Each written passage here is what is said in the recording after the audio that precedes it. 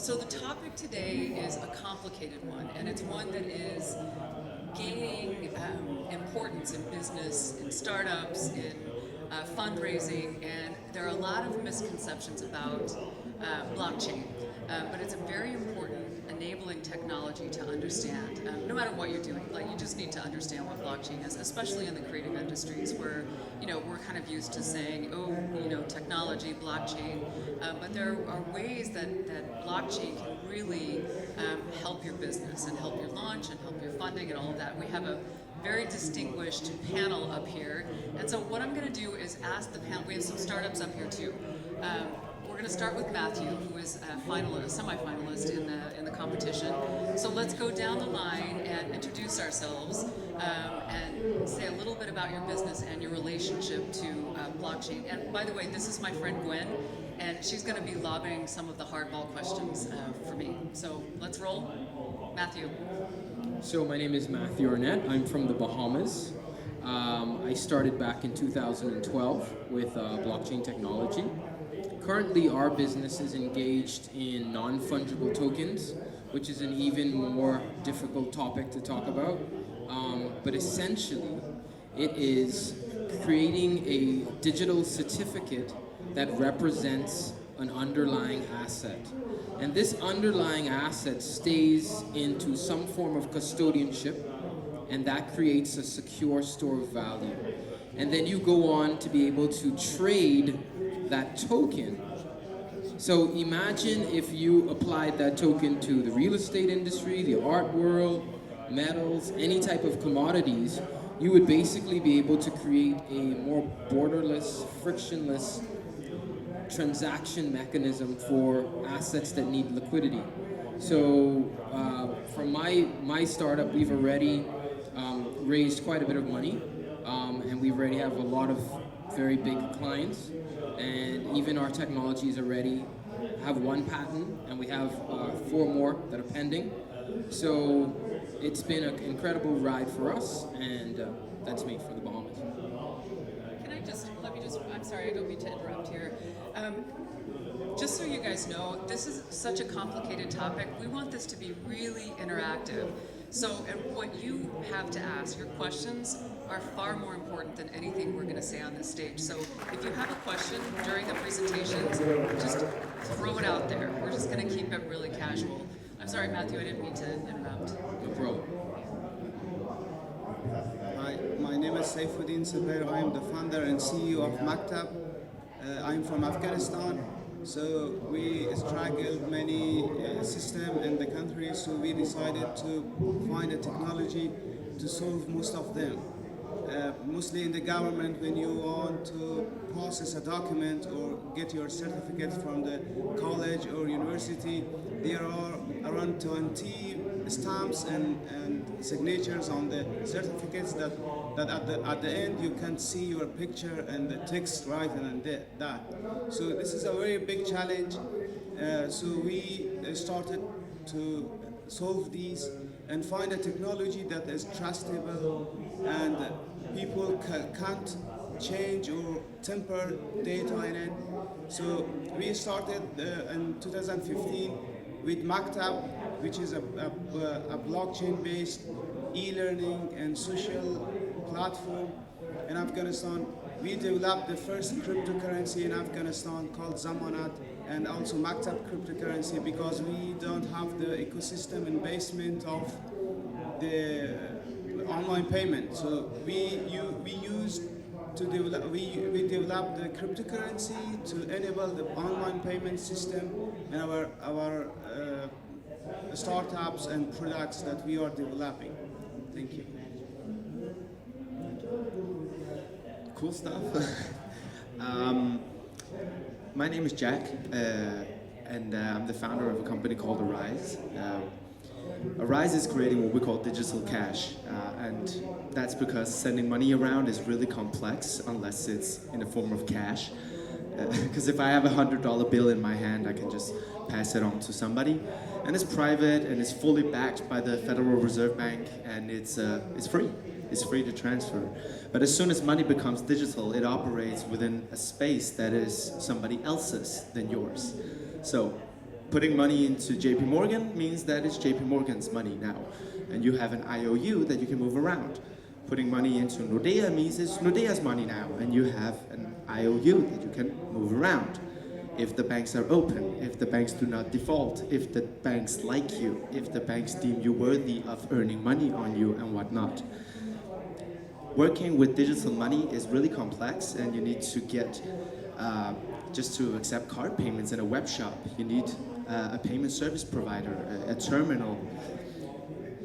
We are in the space of creating stablecoins, which are cryptocurrencies with an underlying real asset, like was referred to here a few seconds ago. In our case, it's not real estate or other things, it's money.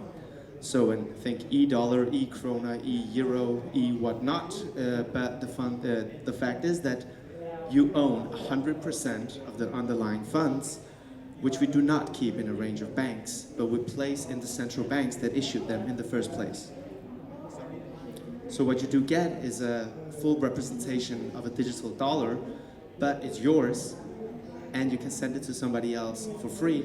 And most importantly, it's fully backed, so there are no credit risks, because the funds are not placed in bank deposits. That way we'll have a true digital dollar that is a programmable piece of currency.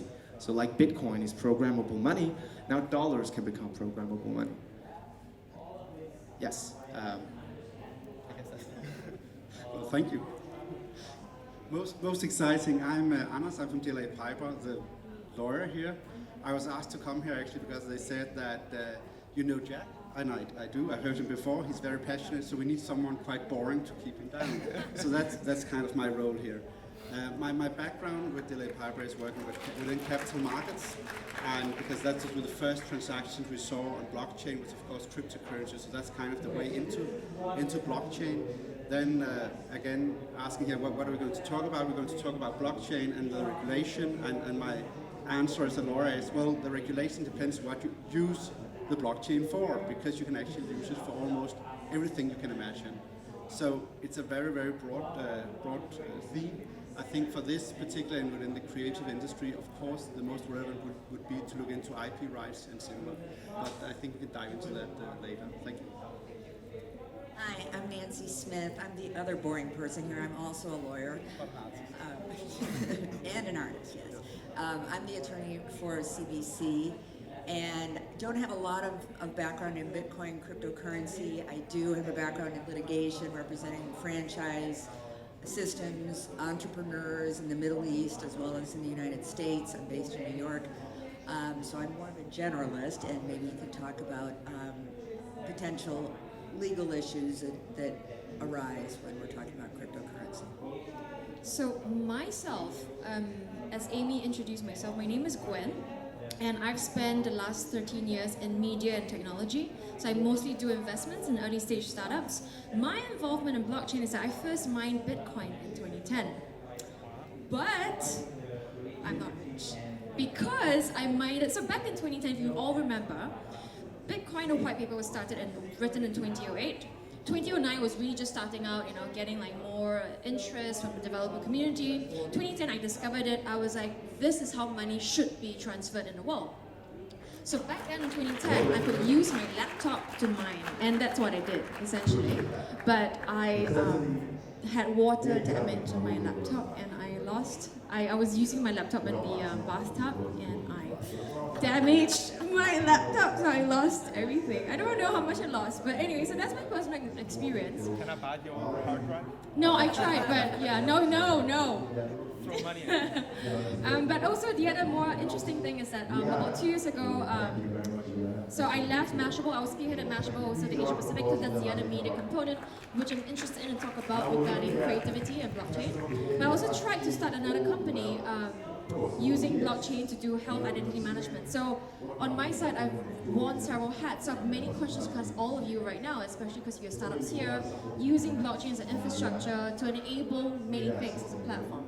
So let's go here, start, right? And kind of go to audience as well. So Amy talked about it. Blockchain is a very big topic. How many of you do you understand what blockchain is? Do you understand what blockchain is? How many people are on the blockchain? How many people have mined? So, did anyone lose their laptop in the bathtub? Or is that unique to Gwen? Yeah. So I'm wondering, and Gwen, we can go back and forth with this, but let's simplify some things about blockchain so that people can understand the value of not just mining for crypto, because that doesn't work out for everybody, but really what the Matthew, let's start with you because your case study is so interesting, and you have your own currency called a Scully, right? And so you talked a lot about how PO8, which by the way stands for pieces of 8, it's like the pirate thing. Let's talk about like the bigger picture of PO8, and because it's underwater archaeology, it's not just about blockchain, and I think the way that you guys have tied blockchain to a creative endeavor is a really interesting case study. So do you want to share that with us? Sure. So just to maybe clarify a little bit, what we did in the Bahamas was we had several shipwrecks in the water. And in the 60s, the 70s, and the 80s, the government gave out 71 licenses to people from Europe, from the US to come to the Bahamas to search for these ships. But during that period, they only had one payout to the government from 71 licenses. So it was very corrupt, there was a lot of mismanagement, and so they closed the industry for 20 years. And then in 2016, I always had a dream to kind of go back into the water and find these things, so we designed a solution that would seal all of these gaps. So one was for fraud protection, transparency, being able to bring liquidity to illiquid assets without selling the artifacts. So what we did was, once we found these ships and then we went and found some of these artifacts, we designed a protocol so that the artifact would live in a museum. So that means that you have an historical tourism component, which brings social and economic impact to any environment that it's in. So you have to imagine that there are any number of new jobs, from being a curator in a museum to conservation of artifacts to robotics, because we're all automated with how we retrieve treasures. And then that also impacted young people. What are going to be their new careers that they're going to study? So if you look at the way that we designed our model, we made sure that the blockchain was essential, but the spillover had economic and social impact for the country. Otherwise, what's the point of doing it? Like, a lot of people are doing projects that don't even need blockchain. But and this is what I challenge people on, and we can talk about that on the panel too, is why do you have blockchain as a part of your solution? If you don't need blockchain, then forget about it.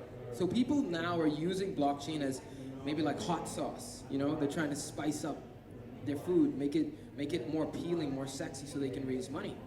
And it was proven, actually, just to jump in here, there was a company that was already public on the stock exchange. They changed the names. I can't remember the name, but they changed the name. They included the name blockchain, the word blockchain, and the shares went up.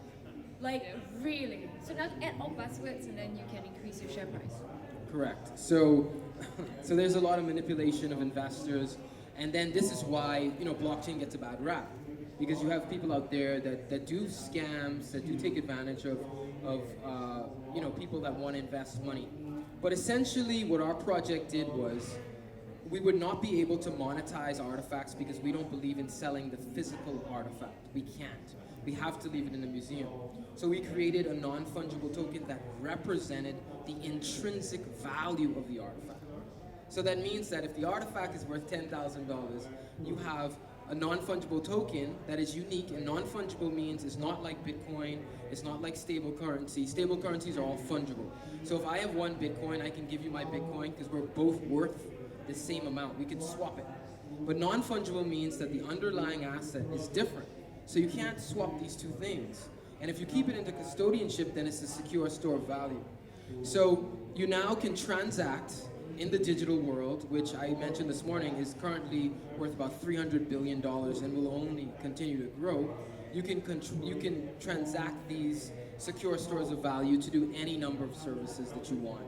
So imagine it being the future of asset management and banking. So when a lot of people ask us, what is your trajectory? What is the long-term goal? Our long-term goal is to, one, have the biggest non-fungible token bank in the world, and two, to be an asset management company. So if you think about where a lot of the money is made, and you talk about capital markets, a lot of it is around just a movement of value. And a lot of people don't understand that. It's not that you actually have for example, in commodities markets, one thing needs to go to another place. It doesn't. Sometimes you can just transact value. And so that's why we've had this project, maybe I ran on too much, and we're continuing to push our project ahead. So I hope I maybe didn't make anybody more confused. You did, and I think that the reason I picked on you first, like the first victim of the hardball questions, is because it illustrates, the intersection of blockchain and creativity. I mean, it's pirate stuff. It's underwater archaeology. It's artifacts, but it's anchored on blockchain. So, did you have a question? No, so I just wanted to get a clarification from the audience. Who at this point, especially with Matthew's kind of explanation, do you feel like you understand what blockchain is? Okay, a little bit. Okay, so does someone else on the panel want to give a very quick kind of 101, and we can build it up even more? So that was like, you've already given examples and kind of use cases. Let's go down to the basics, build up again. So actually, blockchain is a technology that your data is not stored in a single server or a single part of the world. You have your data copied in different parts of the world. Many people, millions of people have a copy of your data. So when someone changes a data in one point, so all those points are called nodes. They are validating these data in this, and they all says that these data is not that was made, that this changed. So this is the magic of the blockchain, and this is the good thing that blockchain has. Your data and all the data are stored in different parts and different parts of, and many people has those data. So this is what blockchain is. This is the technology. Many data. Can I jump in as well? We all use Google Documents, right? So imagine it's like a Google spreadsheet. Yeah.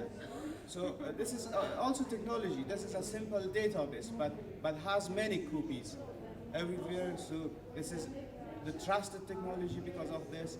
So there are many cryptocurrencies built on the blockchain, and Bitcoin was the first that Satoshi Nakamoto provided and did that.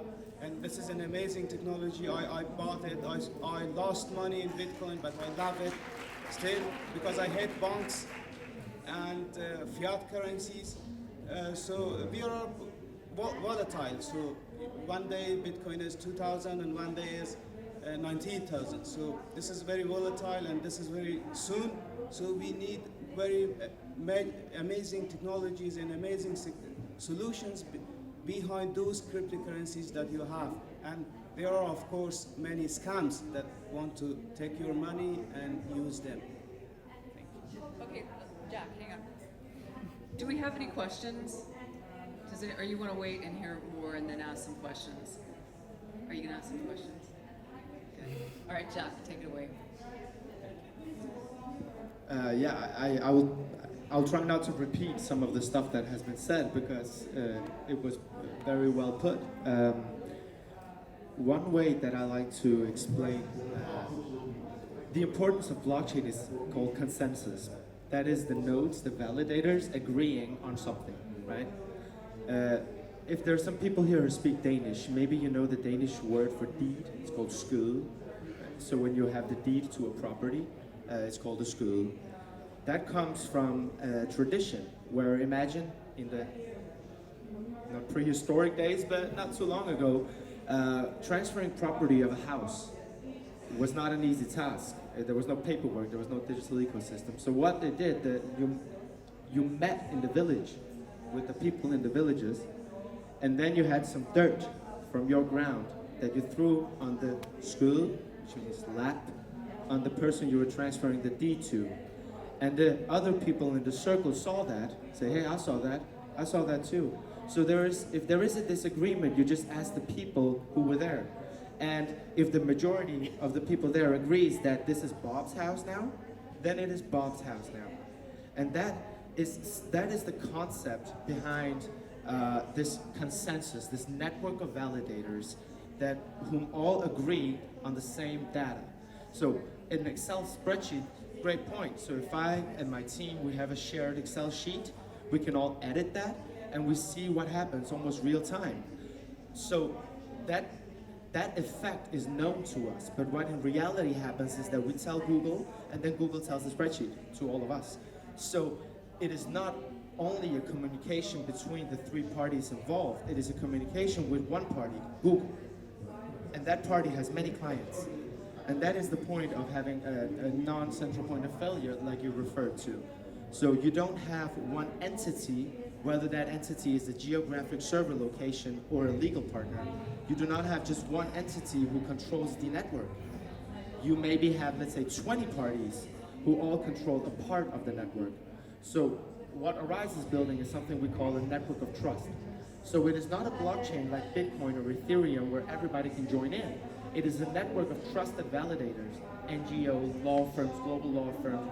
We have a good relationship with DLA Piper. We have PwC. Trusted parties globally should consist and make up a blockchain that hosts and holds cash.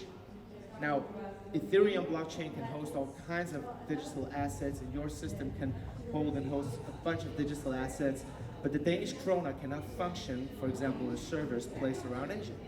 The Russian ruble cannot function on servers distributed around Latin America.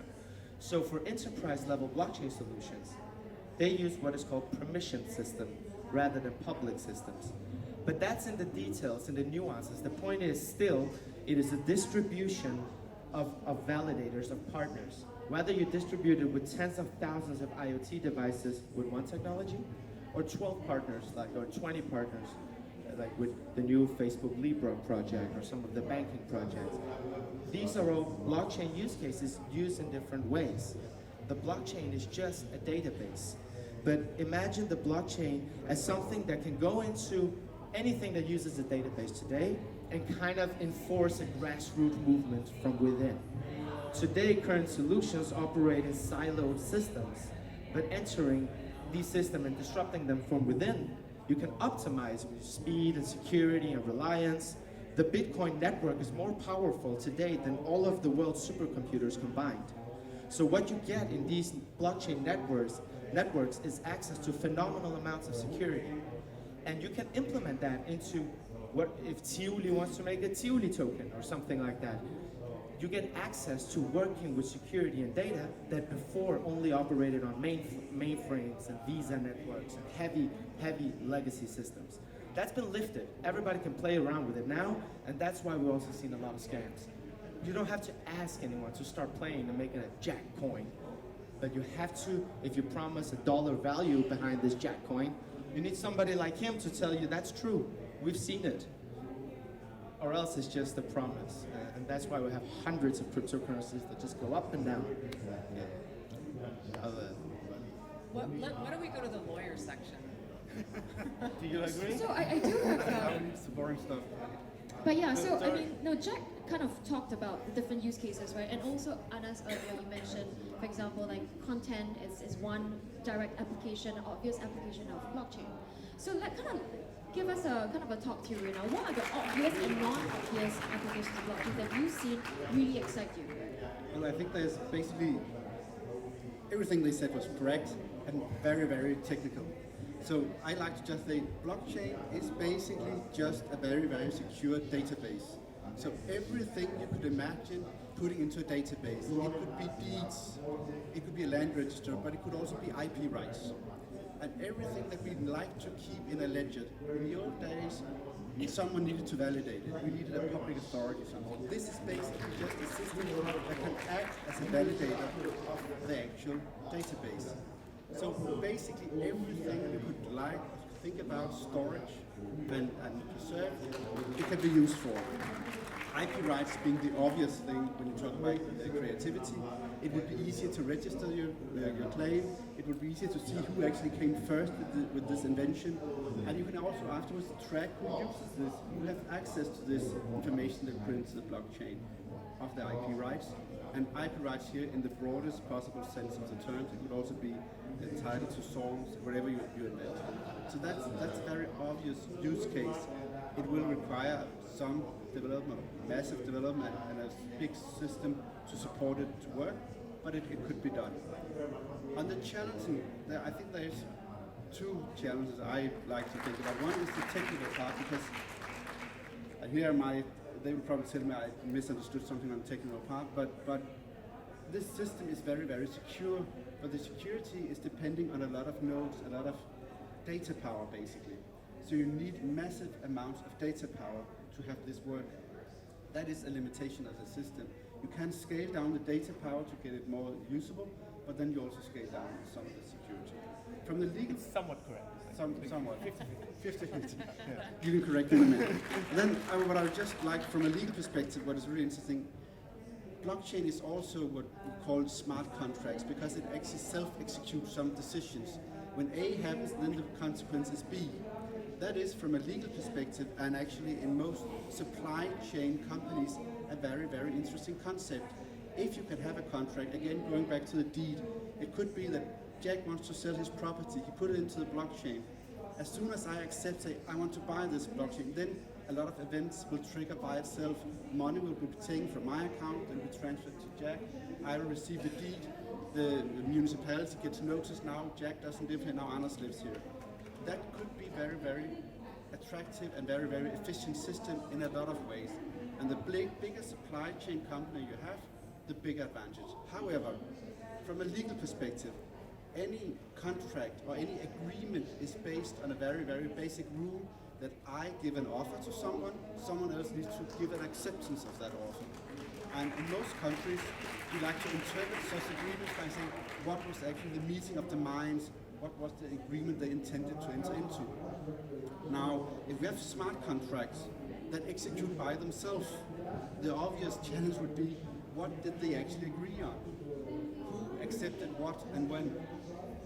The advantage by this system is we can always go back and track it, but from a legal perspective, it will pose some challenges if someone comes and say, oh no, I didn't accept that. So that's some of the challenges you see. The rest of the challenge is very, very much up to what do you actually want to use the blockchain for.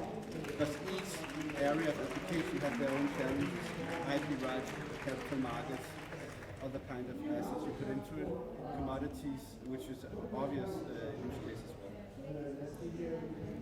Do you have something you want to add, Nancy? As a second lawyer, I'll be quick, and I have a more limited understanding than any of these gentlemen.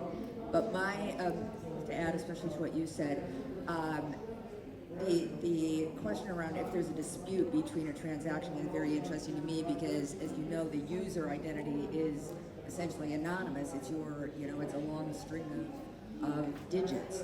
And what does that do if you need to enforce or dispute some kind of transaction? So I think that could raise a whole new interesting set of issues down the road. But also the idea that what I really like about it is the fact that it reduces transaction fees significantly. And I think I was asking if it was impacting banks yet, if they were concerned, and it sounds like they're not yet, but perhaps at some point they should be. That's what you said.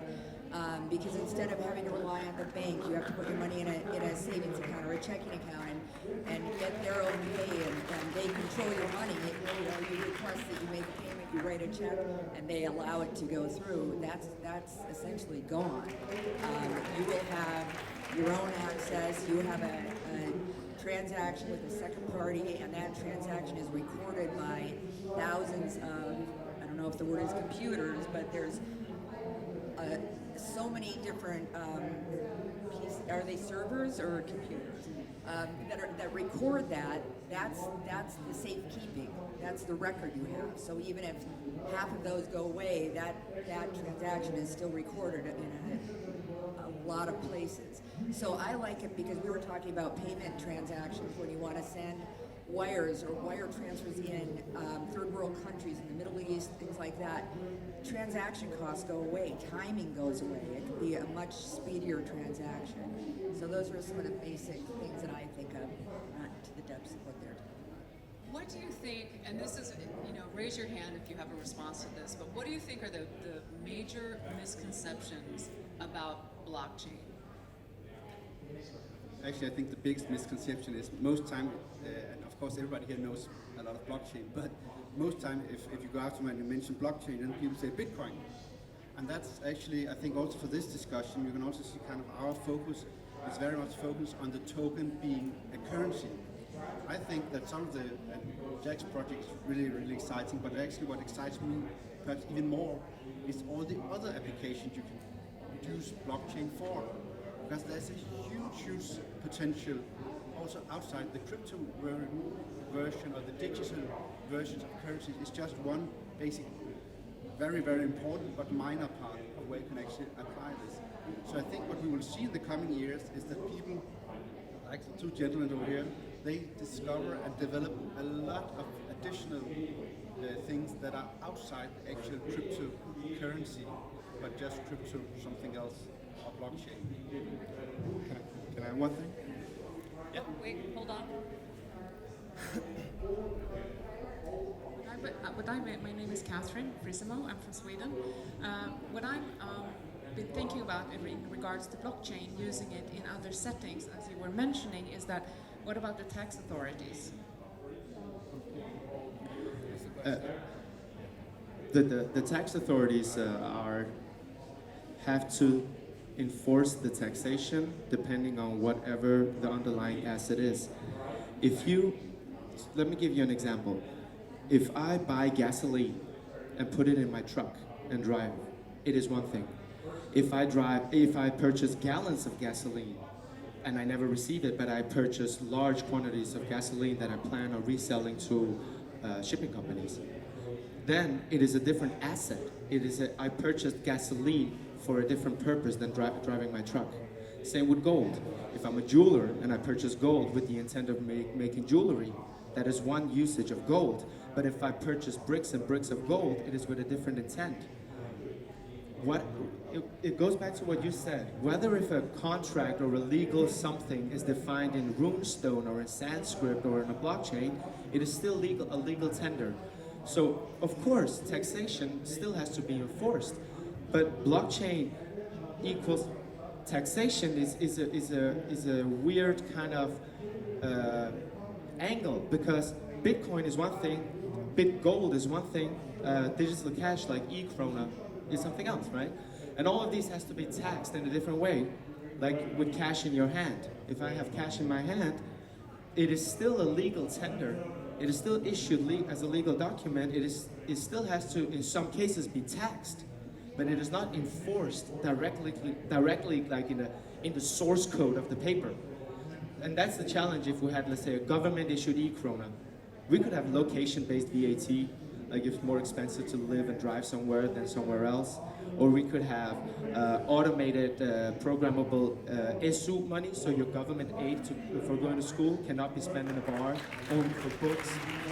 ARYZE don't believe that we have to have these codes encoded in the actual legal document, but depending on what it's used for, of course it has to be taxed. If Mask uses our system to transfer $100 million worth of goods and services and money all over the world, of course there's legal implications all over, as there is today. So yes, tax has to happen. I was thinking about services. I mean, you're talking about tangible goods. That's one thing. But for me, how would you value, say, for example, marketing efforts or soft skills, or whatever you want to call it? Actually, I think that if I should just jump in on the taxation, I don't think it's too different from what we actually see today, because whenever you have a transaction from a tax perspective, you have to figure out what is the actual transaction, and then it might or might not have a tax implication. So one challenge is basically just to figure out what was actually the transaction and where did it occur. The latter part could be a problem for taxation, because you need to figure out this transaction between two entities, where did it actually take place. But that's not too different from what we have today. a great advantage on blockchain is that you can track everything, and I think the tax authorities would actually love that, because you would always, and there are companies today specialized in this, you can always backtrack on the blockchain, see what happened with this token, where did it go, and which wallets or other participants had this particular token at any given time. So you can actually backtrack everything. I think the tax authorities would love that. I think that if you want to sell a marketing effort on a blockchain, it's not too different than if you sell a marketing effort today. You receive something back and it has a value and you can be taxed on that. So I think this is it's not a new thing, basically. It's hard to not talk about it because it is an important subject. Like Airbnb just had an automated taxation report thing for Danes who rent out apartments with Airbnb. So they kind of report it for you. With a digital payment, a digital smart contract, with, let's say, I rent my property to this person, scan his passport with my phone, and the smart contracts give him a week's residency. Like, we all automate it. Yes, then that would be an issue. But we are so far from that kind of system. Right now, smart contracts are trying to be implemented in very specific use cases. IFU, for example, who invests billions of dollars of funds to build all kinds of development aid projects. Sometimes they see 30 or 32 payment intermediaries in building a project, like a cement factory. They sometimes initiate a payment 2 or 3 months before even starting the production build, because before the money arrives and everybody took their cut, it takes a long time and it's super expensive. Smart contracts could automate these kinds of processes by, for example, saying a shipping contract, release the funds when the GPS registers that the ship has passed 50% of the travel trip. Release the rest of the funds from escrow when it's 100% completed. Today these things are done, but it's manually done. So somebody with an Excel sheet and an iPad stands on the harbor and looks after the ship and reports. These things have to be automated from within. So the taxation issue question is so minuscule. The blockchain would just be a toolkit that these businesses could use, but the tax implications remain the same in the jurisdictions in which they operate. If they want to operate legally, they have to do so. I don't think that is the technology's point to make that easier. Governments come and go, but Bitcoin has been here 10 years now. Somebody else wants to add. So I have a more practical question, let's say, mostly for the startups. Have you used ICO for funding your business, or do you have any, let's say, advice for the startups that are in blockchain and are thinking about using ICO to crowdfund? So ICO is more simpler than IPO, so you don't need to process some regulation and documentation like this. Everyone from every part of the world can invest in your idea using your coins, so using ICO. So actually the blockchain is a broad topic. So we are talking right now about the cryptocurrency. I think most of the people here are just thinking that blockchain is Bitcoin or another cryptocurrencies, but you can make solution on the blockchain without having any cryptocurrency. So you can solve, for example, you can work on a system that calculate the voting and put it on real time that people can see without having any cryptocurrency. You can develop your own blockchain without being on Ethereum or forking the Bitcoin blockchain technology. So you can code your own blockchain technology.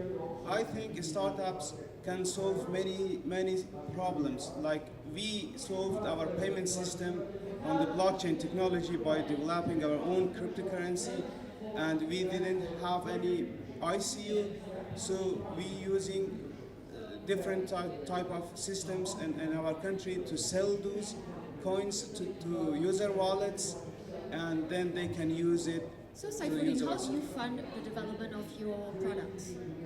How do you raise money? Do you raise money for your company then? Yes. So By traditional equity?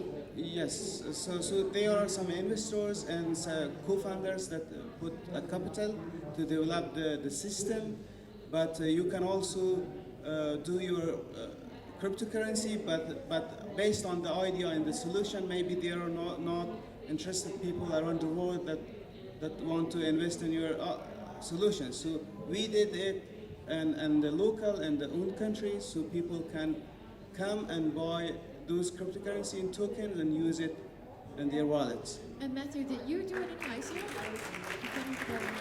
No, no ICO. So you raised traditional equity, did you? No equity. So we were smarter than that.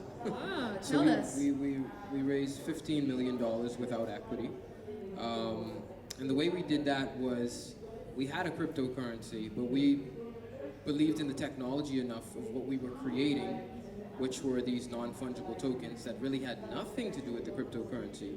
But we understood how to use the market to help our investors to have an early exit. At the end of the day, investors want to exit. They want to know how much money am I going to make and how quick I'm going to make it. If you do equity, then you're stuck with them for a long time, right? And sometimes that's good and sometimes it's bad. It depends on what that investor is bringing to you. Our investors really just cared about the technology we were building, and they trusted us enough to say, we'll stick with you. But they exited the majority of them with about 3x, which means 3 times their money in under a year. And again, that had a lot to do with the project, maybe a little bit to do with the hype, maybe a little bit to do with the fear of missing out of the crowd who wanted to go and buy these cryptocurrencies from good projects, but we didn't have to do an ICO. But your question was, what do we recommend for startups? So I think it depends on what is the startup, what problem are you solving, what is your market, do you have enough market demand around you to go and sell this token, right? Because at the end of the day, if you're gonna have an ICO, then you need to be able to have demand, so people buy it. Otherwise, you're just gonna be stuck with a dead token. Now, there are new tools you can use. They're called STOs, right? Security token offerings, where you have to give up equity. This is also not a bad way of doing it, because now investors, again, you still have to have a great business plan, right? You still have to have everything kind of thought out. And when you give up equity, investors have something that they can hold on to. But now this becomes a legal process, because now you have a registered security. So now you have to follow the law, which is good though, because it gives a lot of investors more trust. Now, currently in the STO market, there's not really much trading. So most investors are concerned about the secondary market. Big investors are concerned about liquidity. And so if you go to an STO offering, most investors are going to ask you, what about the liquidity? Because we're all wondering the same question. How are the markets going to behave? Then we understand how to invest. So depending on what your project is, if it is a very good project and you are in a jurisdiction that allows you to go through this process seamlessly or with not too much friction, I would say go with an STO, and then allow people to have a portion of your company. But you don't have to give us as much equity as you would traditionally give up if there was no tokenization involved. So that would be my advice for a startup. We have time for, I think, maybe 2 more questions, and we have one right here. Hello, thank you so far. I think I've learned a lot about blockchain as an enabler of security, and now blockchain as an enabler of creativity. Can you elaborate more on that part? Well, what I mentioned before on the IP rights, what you could imagine was a system where everybody, when they made a song, for instance, they put it into the blockchain. Every time someone listens to that song, it will be recorded. And everybody who has any entitlement to that particular token or that particular song, the author, the musicians, they could get a benefit from that. So I think that would be where you could actually, again, you could record your rights, and you can make sure that every time someone uses that right for playing a song on the radio, for playing at a concert, anything, then you get some small payment. That is actually where I think it could help the creative business, because it is actually it can be very difficult to protect your rights today. Big companies, they spend vast amount of money. It's protecting the rights all around the world. If you have it in a blockchain, then it is easier to protect and document this is my right to this, whatever it is. So I think that's where it's good for it. I think that art is another great example of what the blockchain can do to help protect artists. And one is to do with frauds. So one project that we're working on right now, we are taking synthetic DNA from apple seeds, we're adding it to the paint of artists. So when that artist is done with their painting, and we do very high resolution scans, we get a DNA code of that painting. Then we encode that, because it comes out in ones and zeros, into a smart contract. So as that transacts in the future, it can never be copied, right? That's one way of doing it. If you think about digital art, if you put your digital art in one of these things, I'm talking about non-fungible tokens, every time somebody uses it, as you described, or if you fractionalize it and sell a certain portion, you will be able to track that all the way through. So you can get your royalties. So royalties are a very big thing for the creative industry. For music, for art, for all of these things, I think that it is a great enabler, but you have to still have the right solution that has a great user experience. Because a lot of the problems we see right now the gaps between mass adoption is it's not easy to use. When people talk about having a DApp, a decentralized application, it's not as seamless as regular applications. So this is why we haven't seen many applications that have over 10,000 active daily users, or games that have more than 1,000 people playing them a day.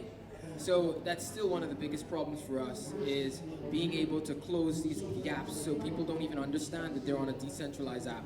They just think they're on a regular app, but we have all of the advantages and benefits of using the blockchain. Are there any other questions? I'll try to include some of the last comments in what I'm saying here. So we did an ICO in January. We completed an ICO. Does everybody know what an ICO is? All right. Okay. Essentially, we raised some money back in January in what was known as ICO, and we are also working into doing what we just heard, security token offering, and STO. So there are interesting ways of raising money. The way we're doing it is as a regulated activity. I won't bore you with the details. The point is essentially, now we understood the network of validators who are distributed. Some of these are extremely non-green, so very inefficient and very heavy lifting, like the Bitcoin blockchain, which operates with what's called proof of work. So it's a lot of computation needs to be done in order to kind of solve the puzzle. There's other systems with other consensus networks where it's like sending a push notification. It doesn't really matter. It is super efficient. So yes, it's one. Both exist. The point is, on some of these blockchains where we have smart contracts, which have the opportunity of issuing your own coin. So you can make, as I said, you can make whatever cryptocurrency you want. Say I want to issue 1 million Jack coins. Now I have this on let's say the Ethereum network, but it's worthless. But some of these are not worthless because they represent something. And if you have an art dealer that issues 1 million tokens representing one art piece, and they promise that it does represent this, and these guys say, yeah, true, we have the copy of the whatever we need here, and that Ethereum address is right, that represents the art piece. Then it is suddenly not worthless. It represents maybe 1/1,000,000th of an art piece. So creating your own token led to people doing ICOs, which gave a promise of something. Ownership of the company, earnings from future revenues as dividend payments, all kinds of different ways. And these are all regulated differently, or not at all. What we're doing is a regulated security offering, but we're not selling equity as was referred to here. It is a Reg D offering with a promise of a return dividend payment. Super boring stuff, but it basically means that we own our company, but we have people who also get part of the revenue once we start moving upwards. Now, one can also issue 100 tokens representing a song, called it Eminem coin. representing the piece of his production, or a piece of his IP. Where today, if you release a song as an artist, you give away roughly 80% of your IP rights to a label. That will be Sony or Universal or Warner. And then the remainder of that goes to the people who made the song, which may be 20 people. Somebody put a clap, somebody put a bass, somebody put some drums. There was one of Rihanna's tracks where a guy who put a clap earns revenue every time we hear it, because he owns the IP rights behind the clap. So it is a piece of legal tender. It's just very difficult to prove. In Denmark, we have something called Koda, which they try to enforce these things when radios play your song. They tell the aggregators and the record labels what has happened, and sometimes they pay you every 6 months. These things can be automated going forward if the guy who put the clap has 1 millionth ownership. The lady who is the lead singer has this and this many tokens and whatnot. And then all of the individual artists can choose when to do their own exit. Like the drummer or the second drummer in in some hip-hop song, you can just sell those tokens without anybody knowing. He doesn't have to go exit through a record label. And these things, they go for movie production, and physical art, and digital art, and music production where you have the waves, like the wave, and you can track that. Essentially, you can make your own coin, have it represent whatever you decide. And what is decided, it differs from a super crypto anarchist to JP Morgan. But it's just a tool, right? It's just a tool. It's just a tool. And I think on that, we're out of time. And I want to thank you all for being such an engaged audience and fantastic questions. And also, let's thank the wonderful panelists up here who gave us a lot. And Gwen, who's awesome. And thank you, Amy.